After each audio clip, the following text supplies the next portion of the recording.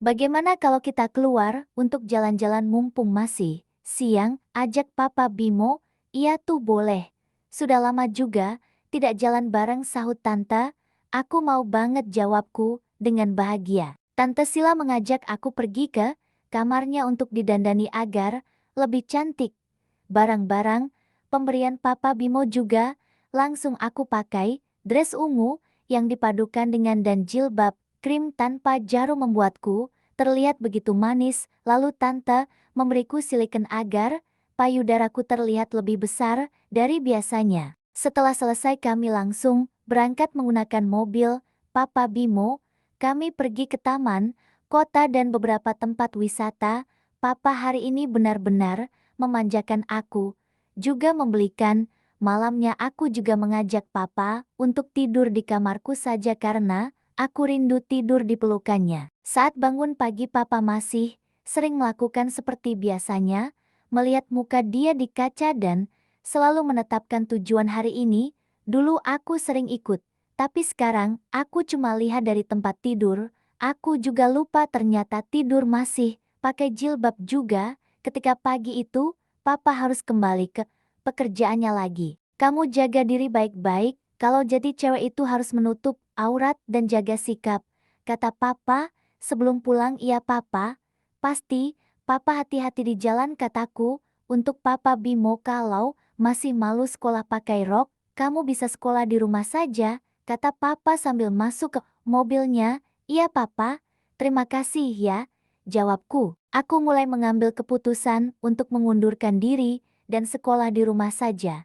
Jadi tante bisa untuk mencabut berkasku dari sekolah lama dan mendaftarkanku di sekolah yang baru. Saat semua dilakukan, aku belum menghubungi teman-temanku. Lalu aku menghubungi Vira dan Gea karena mereka temanku yang paling baik. Mendengar aku membawa tas yang isinya pakaian cewek, lalu mereka mengajakku. Sesampainya di sana ternyata Gea dan Vira sudah menungguku. Vira ke rumah Gea, yang bikin janjian di sana. Ucap Vira yang kelihatannya dari rumah aku jengkel, mulai bingung harus memakai aku apa. Tak bisa nerusin ke sana. Di sana lagi, tapi karena masih kenapa ragu, aku pun memakai pakaian tanya Gea. Cowok itu lagi keputusanku sendiri. Tapi aku masih di sini bisa ketemu kalian tiap waktu, kataku dengan nada sedih. Karena rumah sedang sepi. Gea membawa kami masuk ke kamarnya.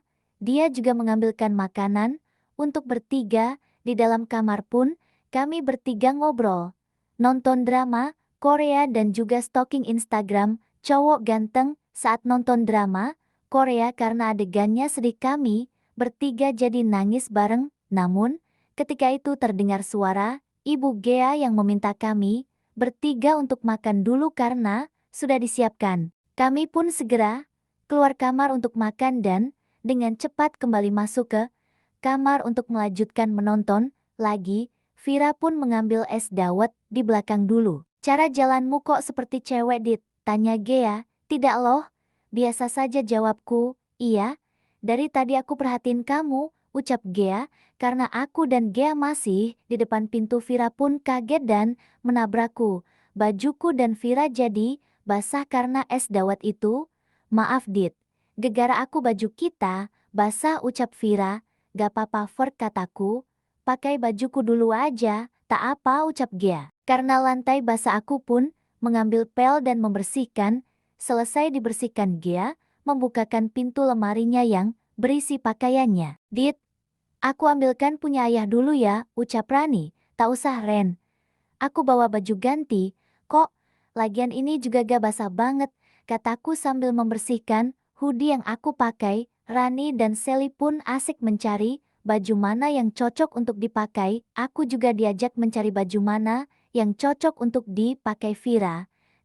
Dalam lemari ada satu baju jatuh dan aku pun mengambilnya. Kok tanganmu sambil megangin dada pas ngambil, Den? Tanya Rani. Iya, kebiasaan, jawabku. Kebiasaanmu kayak cewek tahu, kata Rani. Ya udah, kamu sekalian pakai baju Gea aja, Dit, sahut Sally. Aku bawa pakaian ganti kok. Aku ganti di kamar mandi ya, jawabku sambil mengambil tas. Aku lihat Ibu Gea sedang pergi keluar dan selain Gea dan Vira di kamar rumah kosong, dengan penuh keyakinan aku ganti pakai pakaian cewek. Setelah keluar dari kamar mandi aku, ganti pakai dress putih. Dan biarkan rambutku terurai, langkahku dari kamar mandi terasa begitu berat tapi aku selalu meyakinkan diri, dan aku mengetuk pintu kamar Rani. "Gia, ini aku," ucapku. "Iya sebentar." Vira sedang pakai baju, jawab Gea. Selesai berganti pakaian, Gia pun membuka pintu kamarnya. "Ini beneran kamu, Den?" tanya Rani. "Iya, ini aku, Gea," jawabku. "Kok jadi begini?" Gea dan Vira kebingungan. "Kan kamu dari sudah lihat aku seperti cewek, dan sekarang aku jadi cewek saja," jawabku. "Kamu cantik sekali, Dit," ucap Vira. "Makasih, Ver," kataku tersenyum. Setelah aku masuk ke kamar Gea, akhirnya ku ceritakan keputusanku untuk keluar dari sekolah dan alasanku menjadi cewek, dan ku beritahu kepada mereka nama pemberian tanteku. "Sekarang aku boleh pinjem bajumu, Gea?" tanyaku. "Boleh sekali, Dit. Maksudku Rara," ucap Rani. "Sekarang kami lagi asik memilih baju mana yang cocok untukku pakai. Rasanya menyenangkan bisa punya teman yang menerima aku apa adanya." Aku pun akhirnya memilih seragam milik Gea. Karena aku pengen banget bisa pakai seragam cewek. Vira juga memintaku ganti di dalam kamar saja. Lalu aku buka baju yang aku pakai. Dengan balutan, manset dan legging terlihat bentuk tubuhku sekarang. "Kamu punya payudara ya?" tanya Vira. "Sudah tumbuh tapi masih kecil. Karena bra dan silikon jadi kelihatan besar," jawabku. "Itu pasti karena kita baru naik kelas 2 SMP," tambah Gea. Lalu aku pakai seragam milik Gea, mulai dari rok, kemeja dan jilbab. Gea bilang kalau aku lebih cantik darinya soalnya aku lebih putih juga. Selesai melanjutkan nonton drama Korea sebentar, aku dan Vira pulang. Sekian cerita kali ini. Jangan lupa like dan subscribe channel ini agar semangat bikin konten-konten lagi guys.